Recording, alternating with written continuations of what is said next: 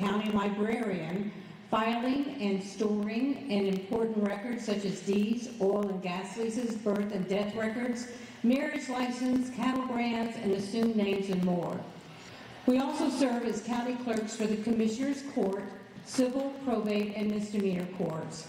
For almost 19 years, I have served Leon County Texan residents in the county clerk's office. I am currently serving as your county clerk. If elected, as you will be because I'm voting for her, I will continue to, 1, fight property fraud.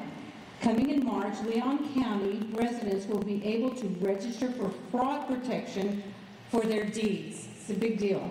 2, continue to maintain and protect county records, control costs, support our civil, criminal, and commissioner's court. Also in March, we are migrating into a new cloud-based software. And 3, protect and preserve Leon County historical documents.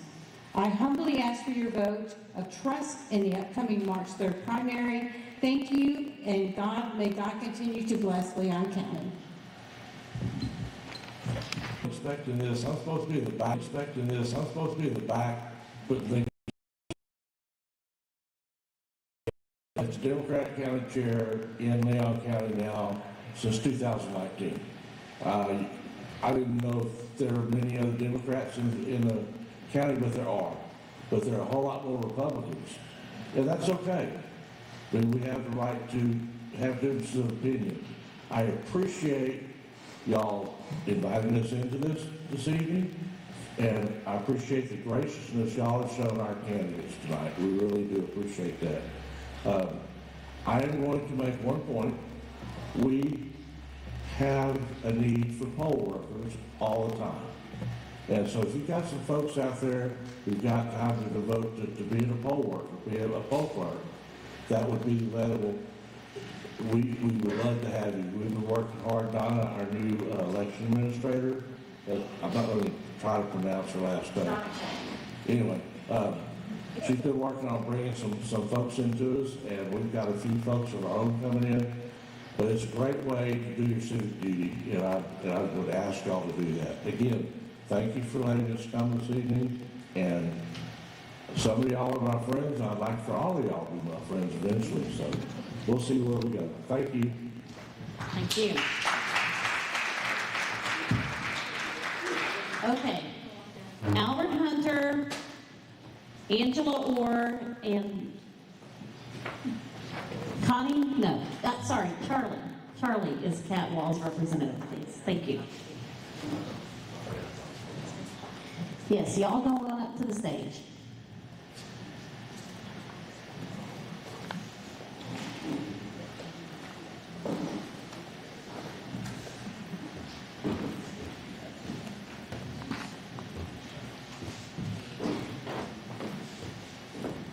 These are the candidates for the Texas House District 13.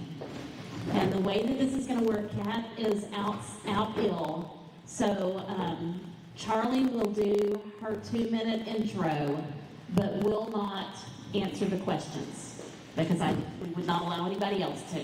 So, all right. So Mr. Hunter, I'm not sure where the microphone is sitting, but if you want to get started, you have a 2-minute intro, and then you pass it over to Representative Orr, and then on over to Charlie. Okay, I would like to introduce myself. My name is Albert Hunter. I live in Bosque County. I am the baby child of a mother who was divorced to raise 5 children. Grandfather was a sharecropper. He raised 5 girls. His wife died when his youngest child was 2. So my mother was the caretaker of the family. We have done everything from planting corn, cotton, and milo, and working in the fields, and anything in between them. I am the first in my family to graduate from college. I graduated Meridian High School in 1977. I went off to college, worked my way through college to get my bachelor's degree, and also later on getting my master's degree. I am a retired educator of 26 years. I've served on the Meridian School Board. I have worked for the county as indigent health care coordinator. I have also worked for the Texas Highway Department during the summers. I worked my way through college because I did not want to have a debt at the end of college. So what I'm saying here is I'm trying to let you know is that I believe in hard work. I believe that you work for what you want. And I am the type of person who will stand up and fight for what I believe in. And so I decided that I needed to run for the Texas House District 13. Okay? Because one of the things that, since I'm a public educator, one of the things that I'm very passionate about is public education. And so therefore I want to protect our children. I want to protect our education. Okay? I want to protect retired teachers because I think that is the foundation that's going to make our state, our country better. So I'm running for House District 13. I would appreciate your support. Thank you. Good evening. My name is Angela Orr. I currently serve as your state representative. I'm in my second term. I was elected originally in 2022. And before I was your state rep, I served on the Republican Party. I was a precinct chair in my home county of Hill, and I served on the Itasca Board of Trustees, as well as being a countywide elected official in my home county of Hill. This past session, I was honored to serve on appropriations for the second time. Appropriations is a fancy name for state budget. Our state budget is about $339 billion, just divided into 4 categories. Each one of those categories has a chairman. And I was chairman of Health and Human Services Article 2, which oversees about $100 billion of our state budget. I think I was given that assignment because I told the speaker that rural health care and taking care of those of us out here was really important to me. And it was really important to him. And so I had a really great session. I got 17 bills to the governor's desk for signature. I was also the House sponsor for Senate Bill 8, which is keeping men out of women's private spaces.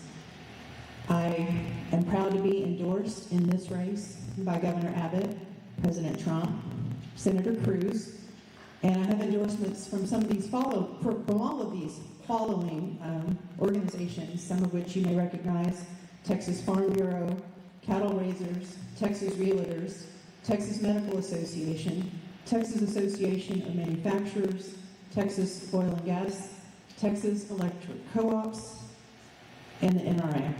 Thank you very much.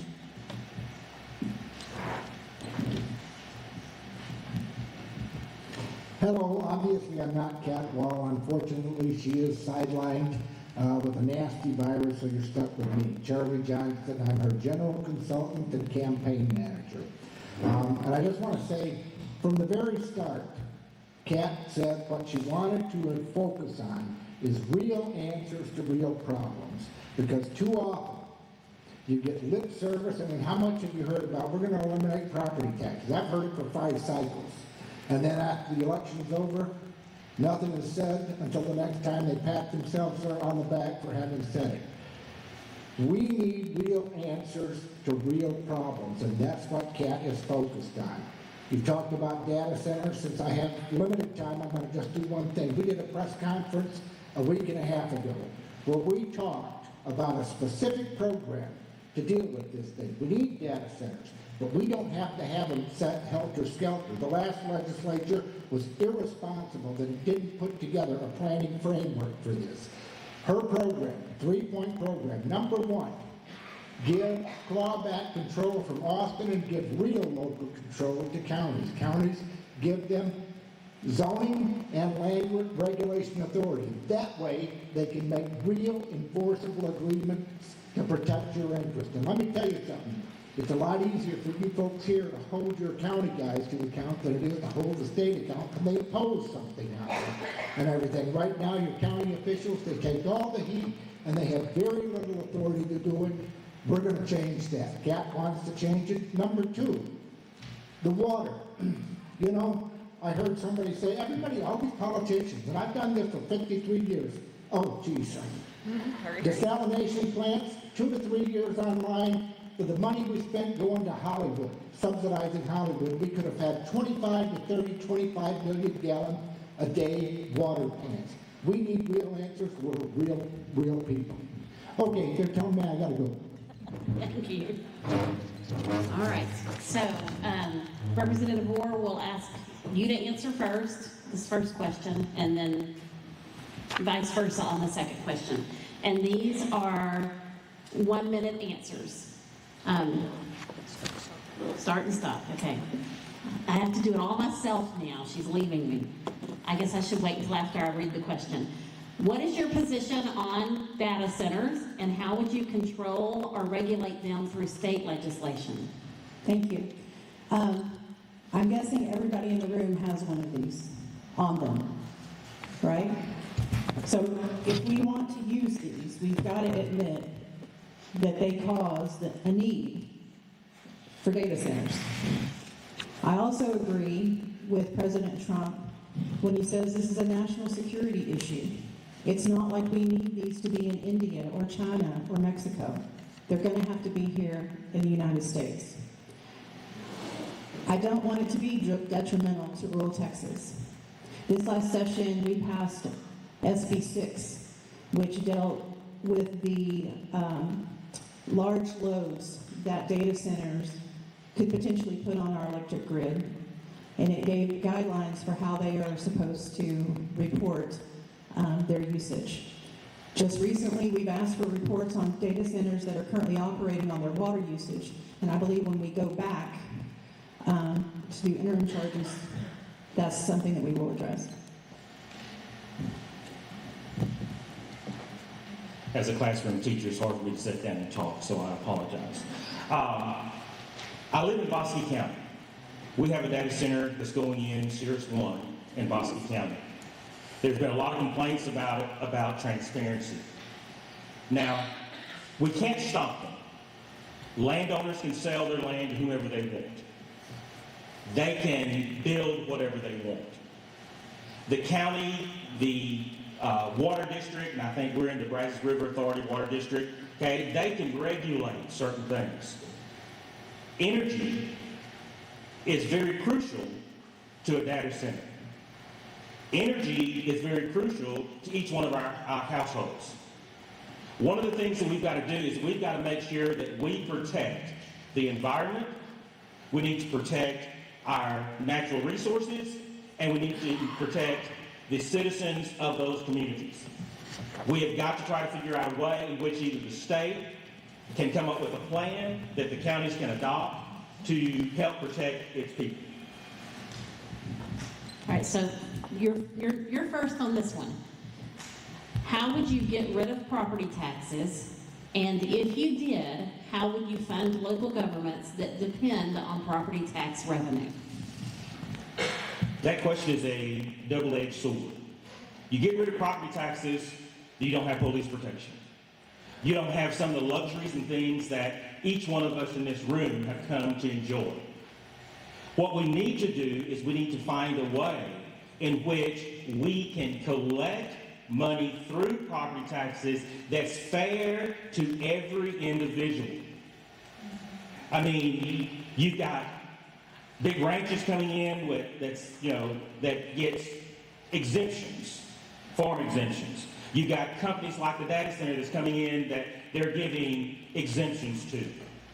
One of the things that the burden of the tax bill for operating counties and state is on the backs of everyday individuals like you and I. We've got to find a way to make it fairer. We cannot eliminate it, because if we eliminate the property taxes, then we also eliminate government. So we cannot totally eliminate it, but we've got to find a way to make it fair for everyone. Thank you. I have recently signed on to the Governor's Texas Taxpayer Empowerment Pledge. It's got 5 arms. One is imposing spending limits on local government, much like the state legislature has at the state level. Two-thirds voter approval for any tax increase. Rollback taxes, empowers voters to roll back taxes. Caps of appraisal amounts, and eliminate school property taxes. I think this is mostly geared at maintenance and operation taxes. I think that one is doable. We're the 8th largest economy in the world, about to overtake France and be the 7th largest economy in the world. I think providing for the education expenses on behalf of our citizens is something that we can do. Thank you. And so you'll start this last one. But Judge Ryder and Mr. De La Garza, if y'all would go ahead and head this direction. Okay, final question for each of you. How long have you lived in the district? How long have you lived in the district? And when did you move to House District 13? That's the same question twice, isn't it? It's the same How answer. long have you lived in the district? How about that? I have lived, registered to vote, and had a homestead exemption in the district for 27 years. I have spent that time listening and learning and living as a local. And when God decides that my time is done, that's where you're going to find me when this is all over. Do I still have time? Yes, ma'am. Yes. Governor Abbott is coming to Mahia for a Get Out the Vote on my behalf on 2/24 at noon in Mahia at the Riddle Building. I would love for you all to join us there. And I'd appreciate your support and consideration. Thank you. Well, in 1957, on October Did it happen? That's okay. I'm a teacher, so I can speak loud enough for everybody in the room to hear me without it. I'll start Okay? it. In 1957, I was born in Meridian, Texas, at Hobart Hospital. I've been in Meridian all my life. I started grade 1 at the elementary school there. I graduated high school there. Okay? When I went off to college, I commuted back and forth from there. I have been a Boston County resident all of my life. I've been involved in community activities. I've been on the school board. I've worked for the counties. I've even been the afternoon cook at the nursing home. And so my life is centered in Boston County. I've lived no other place, except for the 6 months that I lived in Waco when I was going to MCC. But I graduated from Tarleton with a bachelor's degree in mathematics, okay, with a minor in science. I got my master's of education degree from Tarleton, where I'm a certified administrator. So I still live there in Boston County. I've always told everybody I was born in Meridian, I'm going to die in Meridian. I built a house in Meridian, but they're going to have to bury me 8 miles down the road in Martin because I don't want to be around strangers.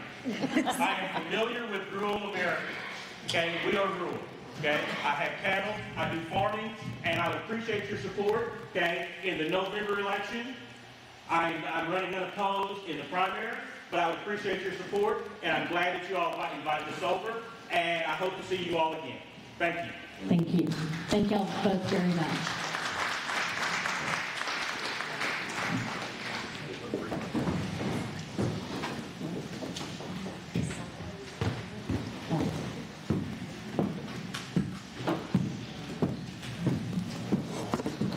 All right, if y'all are still here, thank you. That's the main thing that I want to say to you is thank you very much for sticking with us. And we're going to wrap it up on time. I told these two, I told these two since they were at the end, we were going to be a little laxer, that may not be a word. A little more lax with them, but man, I'm a little tired, so I'm going to keep them on. I'm going to run them through. Some of us have to go to work tomorrow, right? Right, John? Okay, so these are the two candidates for Leon County Judge, and you have 2 minutes each for your intro. And then we went a little crazy on what we wanted to ask the county judge. You'll have 6 one-minute questions to answer. So, who has the microphone in front of them? Sit right in the center. Okay, all right. All right, Judge Ryder, if you'll start, and then first question, you'll hang on to yours.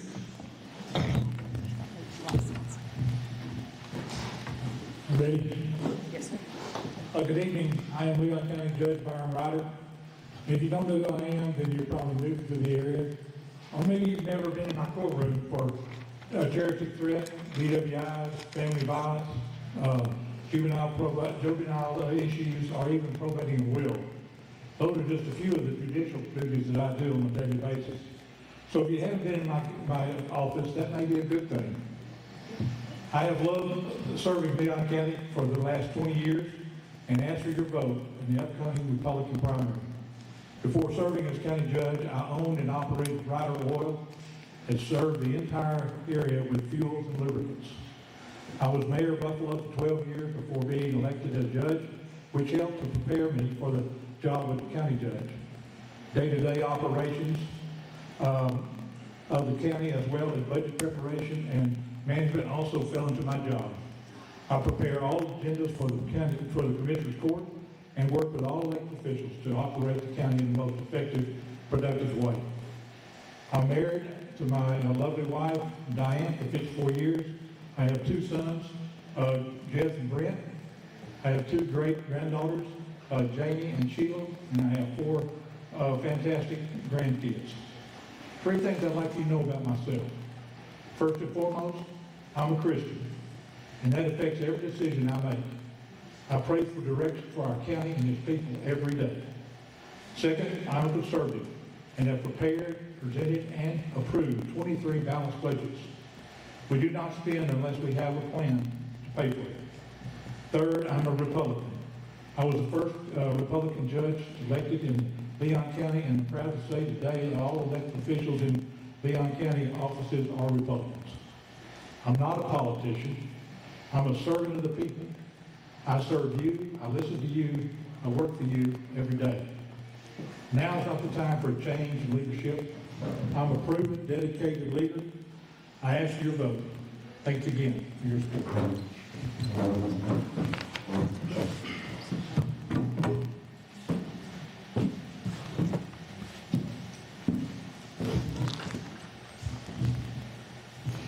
Hello, my name is Andres De La Garza, and I'm running for Leon County Judge.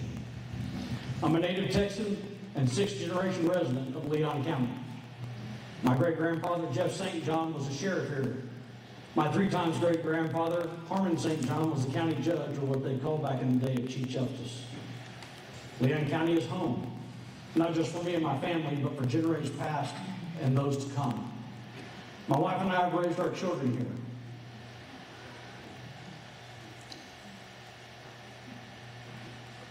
And why does this matter? This matters because here for generations and starting in your life in Leon County is extremely important. I've been a lawman for nearly 29 years, and 15 of those years as a Texas Ranger. Integrity matters. Integrity is doing what's right, even when no one is watching. It's not always easy, but it's always worth it. And at the heart of that is selfless service. Putting others' needs before my own, and always the Lord first. In these elected offices, we serve at the will of the people, and we should never forget that. We don't have kings or monarchs in our country, and those that are elected must never take that trust for granted. Being a leader isn't about titles and power. True leadership is about stepping up in uncertain times, putting others first, and leading with integrity. I'm Andres De La Garza, and I'm running for Leon County Judge.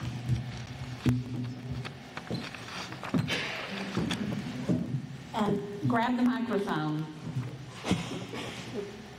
Yeah. All right. Okay. So you'll answer the first question first, and we'll just flip back and forth. You will? Yes. Yes. Okay. Leon County has a mix of longtime families and new growth. How do you balance progress without losing our identity? So balancing progress while keeping our identity is about respecting our roots while moving forward. For instance, my own family history stretches back 6 generations in this great county. But the new influx ensures we don't get stuck in the same old, this is how we've always done it mindset. That's why change is important. I'm not going to be in this job for 24 years. That's too long to be doing the same old, same old. We can't keep doing what we've always done just because that's how we've been doing it. The key is making sure as we grow, we don't lose what makes our county special. Our rural charm, our strong sense of community, our way of life, We need to find ways to grow that work, everyone, while still staying true to who we are. Same question. Same question. Same question. Our identity is agriculture in Leon County. We want to remain an agriculture producing county.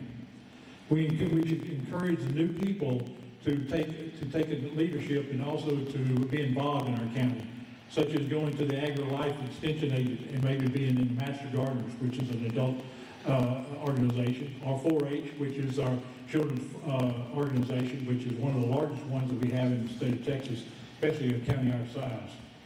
Become involved in church, schools, or social or service clubs, such as Lions clubs, or Brewster clubs, VFWs, American Legion, things like that. The more we get involved, the more we should continue to support Leon County in its success. You'll go first on this one, Judge Ryder. How do you plan to stay accessible to everyday citizens during this next term? Well, just like I have now, I give out cards with my cell number on there, with my email on there, and I've been doing that really from day one. And as you said, I've been here going on 24 years.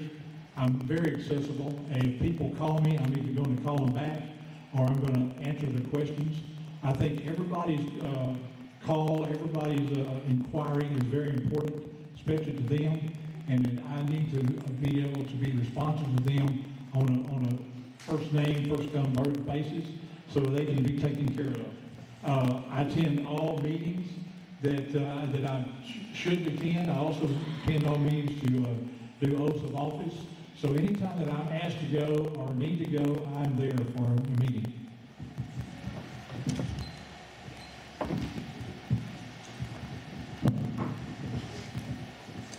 Communication, it's huge and it's a must. I will stay accessible by being out in the community, not just behind a desk. I have visited with every ESD, VFD, City Council, etc., and will continue to make rounds of all the meetings. For 4 years now, no organization is going to be able to say, we never see the judge. I also plan to have a town hall style meetings so people can continue to come and see me face to face and address their concerns. I'll also be available through phone calls, emails, social media to keep in touch. Whether it's at local events, grabbing coffee, or passing through our county and the cities within our county, I'll be available. I will stay connected and approachable. I will listen to what people have to say in Leon County and take action on that and make sure there's a way for you to reach me.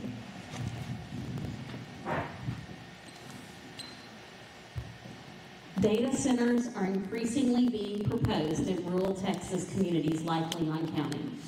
What concerns do you have about their impact on water usage, energy demand, land values, and local control?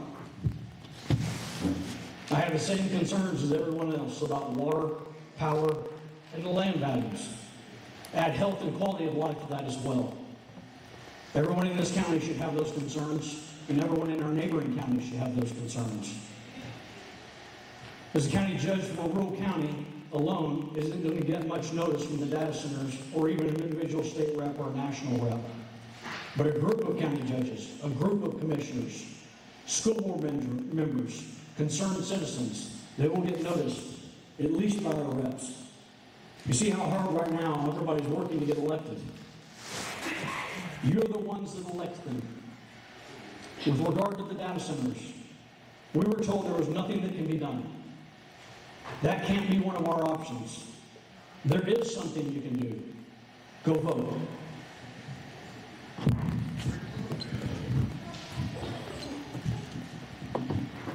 The data centers that we've been talking about in the Marquette area and all over Leon County, I am totally 100% against them. I have come out for that, and everybody knows that I am. Also, I'm against the tax abatement to bring them here. No incentive to bring them here. I just came back from Washington visiting with Judge Corning's office, with John Corning's office and Congressman Sessions. and both of them are going to take an active role in looking into it, especially Congressman Sessions. He's going to do some more research into all the facts and get back with me. He's also going to arrange some tours of data centers that are in operation, so I plan on trying to go to those, and I'll be inviting people to go. But the water and the electricity is a big concern, especially water. We can't live without water. We can live without oil and gas, but we cannot live without water. The electricity is a mighty big thing that they're going to have to overcome, and they're going to have their own generation power to be able to take care of it.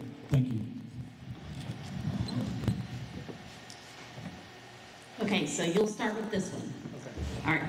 How secure do you feel our local elections are? Is there a need for more regulation and oversight from Austin or DC? Well, first of all, I think we're very secure. We've done a lot to make it more secure over the years. We have an election administrator, and that election administrator goes and gets training in the state and federal level. She also comes back and trains her poll people and people that's going to work for her, so they make sure that they understand what's going on. We also have bought machines, either with or without grants, to make sure that our accuracy is there, and we have the state-of-the-art machines to be able to do the right thing at an election, so we'll know that we are doing an accurate count of what's going on with the elections. The training is a big deal from the standpoint that they need that, and if they didn't have election administrators, then we would not be able to get the formal training that we need for our election poll workers. Thank you.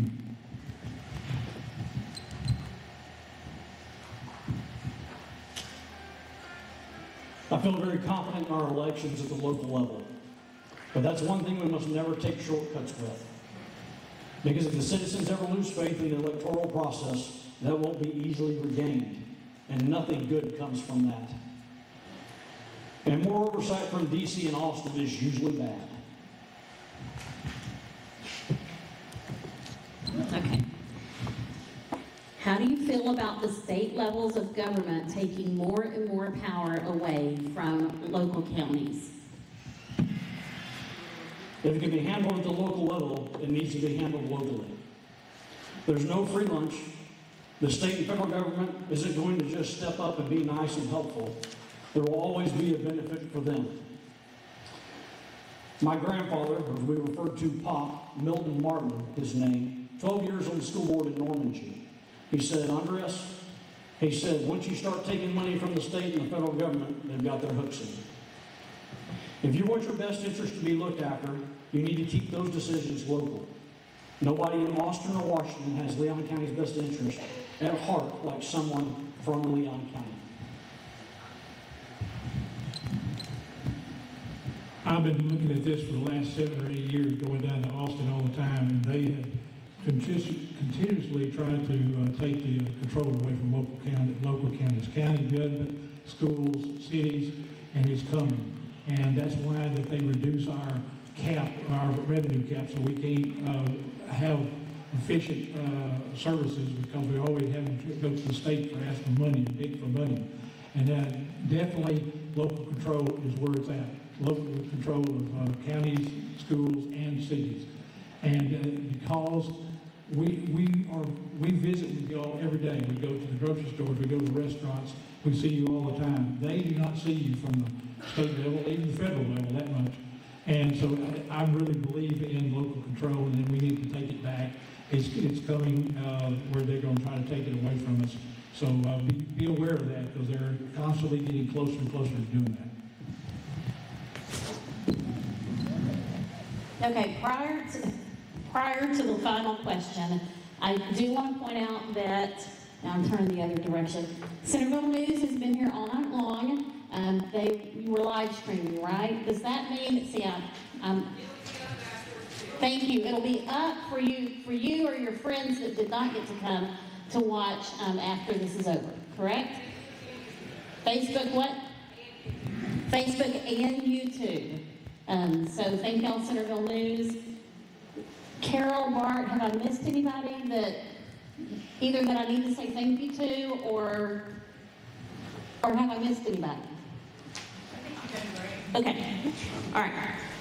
So final question for you two, and then hey guys, y'all know that they're gonna hang out and answer any other questions that you want them to. They'll be here at midnight if you wanna hang out and stay with them. Right? That's what they told me before 5 o'clock today. I should not be a politician because I'm lying through the microphone right here. Or maybe I should just plan to go to DC. No. Yeah, me or something. We're out again. Did it go out again? Yeah, Okay. I can talk loud. I'm gonna ask the question and hand you this microphone. Make sure you don't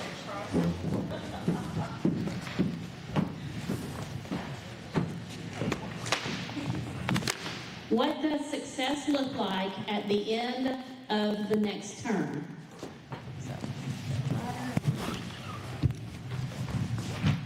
That's it, Judge. There you go. I'll bring the power to myself. I've got a statement. To me, success is our counties working together. People who stand together, listen to each other, help instead of hurt is a powerful force. Unity does not mean that we all think the same and can't have different opinions. It means we value one another. We want to walk forward together. That is my vision for Leon County, that we listen to each other, that we move forward together as a team. In a world that strives on division, let's pledge to listen and work together to move Leon County forward. I just want to say while my time is, thank y'all very much for having this forum. Appreciate it very much.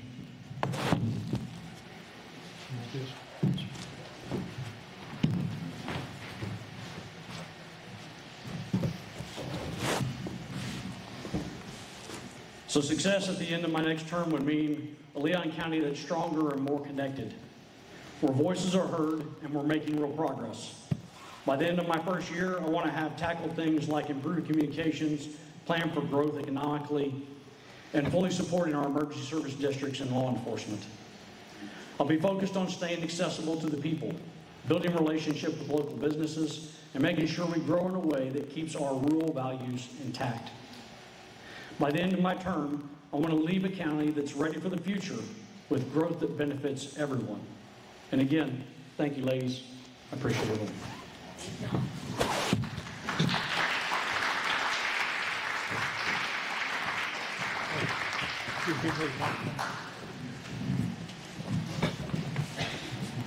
I know y'all need to have the official, we are wrapped up. You are welcome to run out the back door, stand around and chat, talk to these guys, anybody else that's still here. Thank y'all so much for being here.